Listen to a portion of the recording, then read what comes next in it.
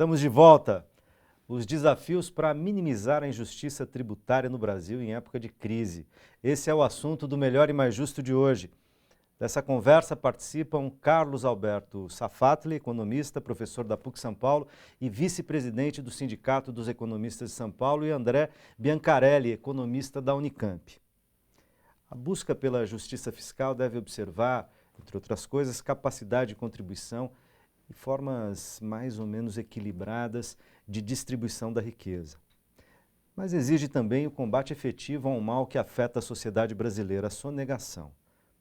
Só para se ter uma ideia, o sonegômetro, instrumento de medição da provável sonegação no Brasil, que faz parte de um programa de responsabilidade social criado em 2009 pelo Simprofaz, Sindicato Nacional dos Procuradores da Fazenda, mostra, só em 2015, uma média diária de calote de mais de 1 bilhão e 400 milhões de reais. A gente terminou o segundo bloco, eu perguntando para vocês sobre que medidas tributárias nos ajudariam a sair da crise e poderiam produzir efeitos aí de curto, médio e longo prazo. O combate à sonegação entra nesse cálculo também, André? Sem dúvida, sem dúvida. Aí a gente comentou que a CPMF pode ter um papel de mapeamento das grandes ausências, né, de arrecadação. Acho até que a Receita Federal no Brasil, boa parte do crescimento da carga tributária brasileira num período mais recente, grosso modo, nos anos 90, a carga tributária brasileira subiu bastante por criação e modificação de alíquotas. Mas, na década passada, o crescimento que houve não foi tão significativo, mas houve um crescimento em pontos percentuais do PIB. Ele foi muito devido à formalização no mercado de trabalho, que aumenta a arrecadação, ao fato de a arrecadação tributária no Brasil ser, e estão provando isso também na queda, muito pró-cíclica. Se a atividade econômica sobe, a arrecadação sobe mais do que a atividade. Se ela cai mais. Esse é um dos dramas agora. Mas também por um bom aumento da fiscalização, da eficiência no combate à sonegação. Agora, de vez em quando tem algumas notícias, por exemplo, o escândalo da Operação Zelotes da Polícia Federal, que a gente fala, bom, a gente está brincando de discutir estrutura tributária e justiça fiscal diante do tamanho das perdas com sonegação que aparecem em uma operação, em um órgão que tem vários problemas. Agora, em relação ao ajuste fiscal, evidentemente que eu sou a favor de aumento da eficiência do Estado.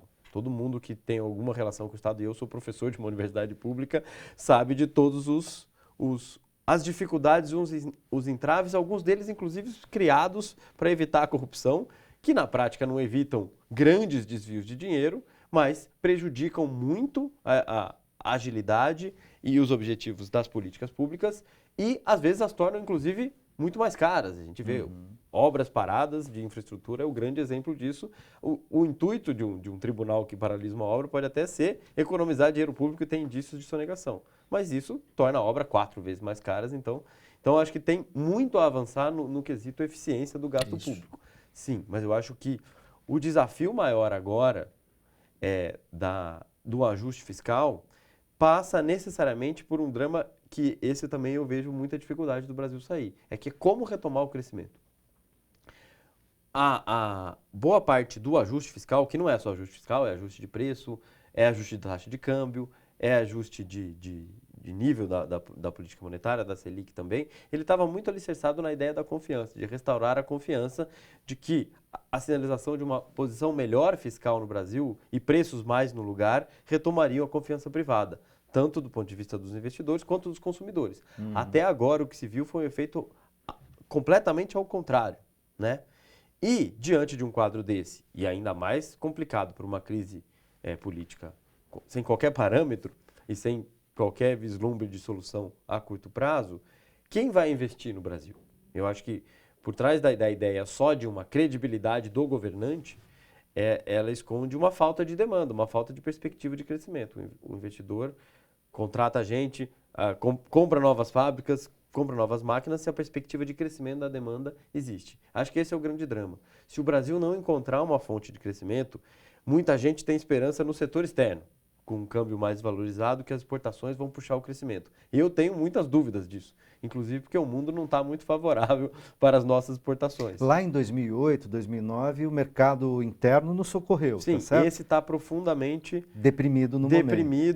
diante não só dos fatores cíclicos, mas também que o ajuste está sendo feito em cima do cima emprego dele, né? e do salário. É isso. E acho que era um dos objetivos, inclusive, não declarados, para diminuir o custo da produção no Brasil. Mas isso também prejudica a demanda.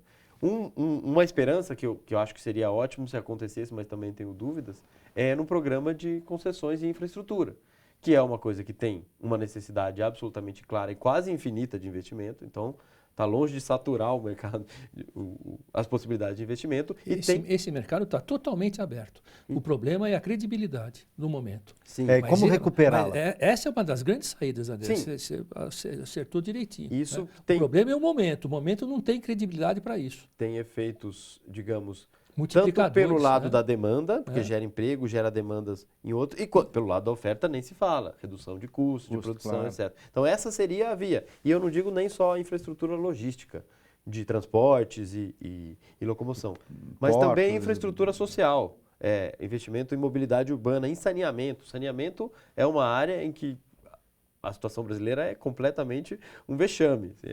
E tem grande potencial de investimento. Tem problemas regulatórios nisso, mas tem necessidades e tem encadeamentos possíveis. E saneamento não precisa de muitos dólares. A gente nem está com tanta falta de dólar, apesar do dólar estar subindo muito. O que mais tem no mundo hoje é dólar. Então. Não tem razão para ele estar tão caro. Não, a Quando você tem especulação tanto bastante de uma grande. coisa, não é para estar tão caro.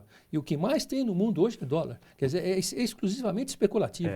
Mas o investimento em saneamento, em parte de construção também, é muito em moeda nacional. Então, a gente não teria. O que falta é mecanismo... Não teria problema com a apreciação, externo, por exemplo. com a depreciação do real, a apreciação do dólar. Não teria problema externo. Não precisa ser investimento estrangeiro para fazer saneamento. Mas aí, qual que seria o grande setor para tocar um grande projeto de investimento em infraestrutura? Um grande não, vários. O setor das construtoras que está absolutamente baleado, no mínimo, para dizer o mínimo, comprometido. Então, a situação para achar uma frente de crescimento sustentável e que dê horizonte, inclusive, para o investimento da indústria, dos serviços, retomar um crescimento, esse é um drama. Eu acho, particularmente, que é muito difícil fazer isso, mas isso deveria passar por uma capacidade de retomar o investimento público para liderar esse processo. Não vai fazer tudo, não há ilusão disso, mas evidentemente que o Estado teria que trocar o sinal. Atualmente, faz muito tempo, faz um ano, que o investimento... Um ano não, na verdade já foi um pouco a opção do governo Dilma.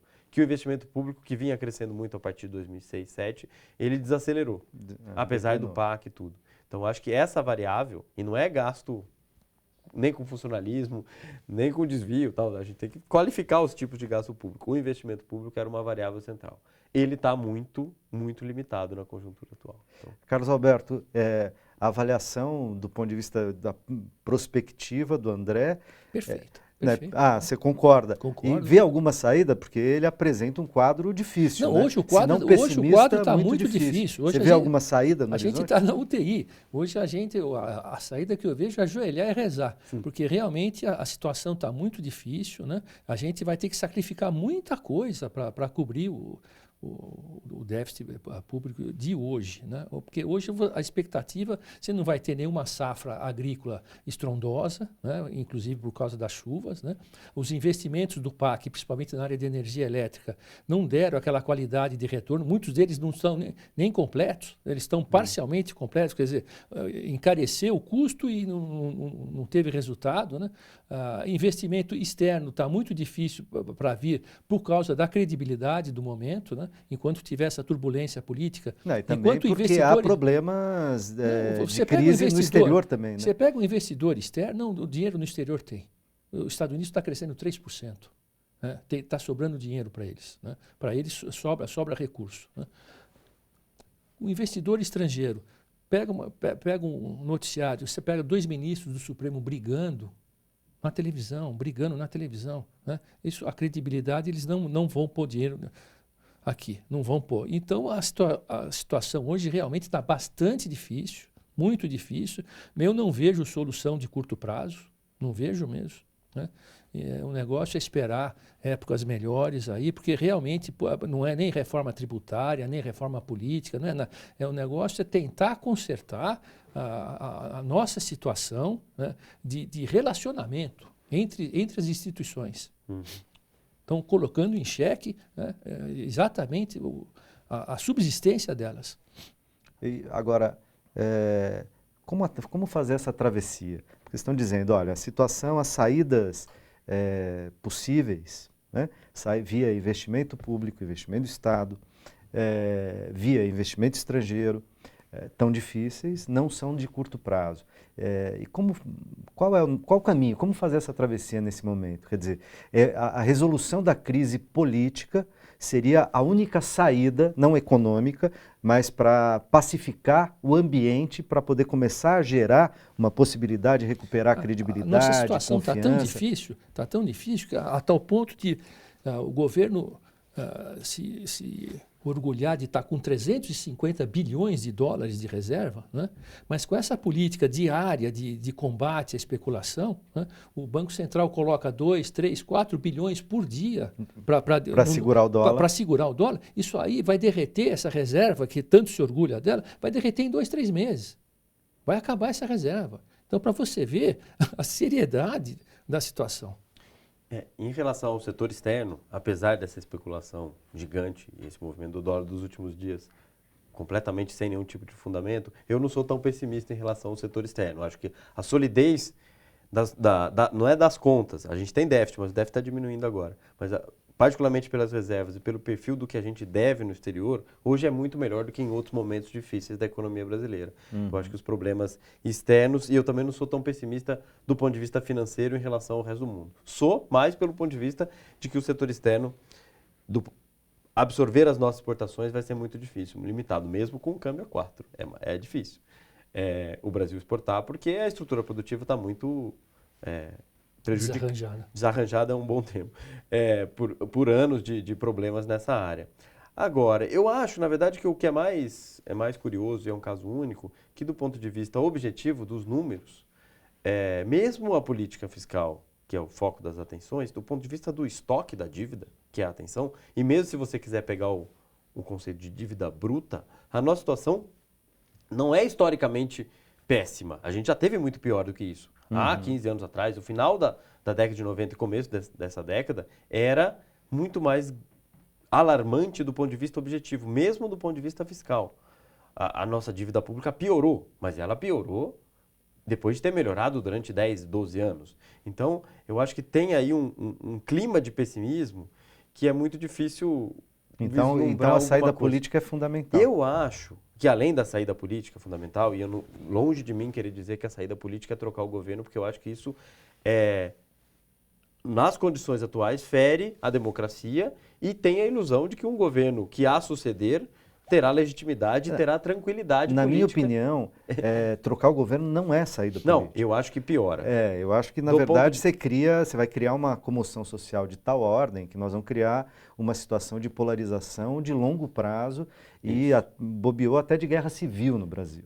Então, eu tenho a impressão que nós temos que encontrar saídas por dentro da democracia. Exatamente. Né, e da institucionalidade. Não dá para, usando o termo que, a meu ver, é o mais adequado, não dá para usar a situação de crise econômica para propor golpe.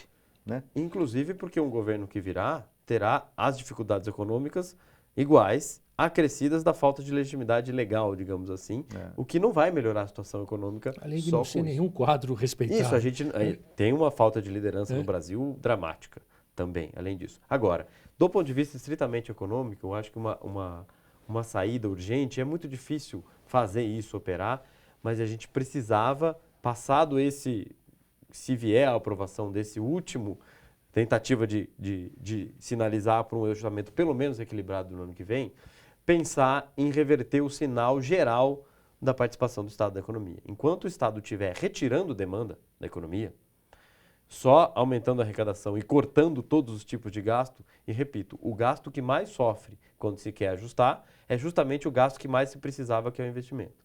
A gente vai continuar enxugando o gelo, como os economistas dizem, porque o Estado corta mais gastos, a economia cresce menos, a arrecadação cresce menos e precisa cortar mais. Então a gente está numa espiral. É o ciclo vicioso, né? Está no ciclo vicioso. Então a gente precisaria, isso pode envolver algum tipo de criatividade. A palavra foi meio demonizada, a criatividade, mas saídas institucionais para viabilizar alguns tipos de gasto público que tem grande efeito multiplicador para voltar a ter algum tipo de demanda.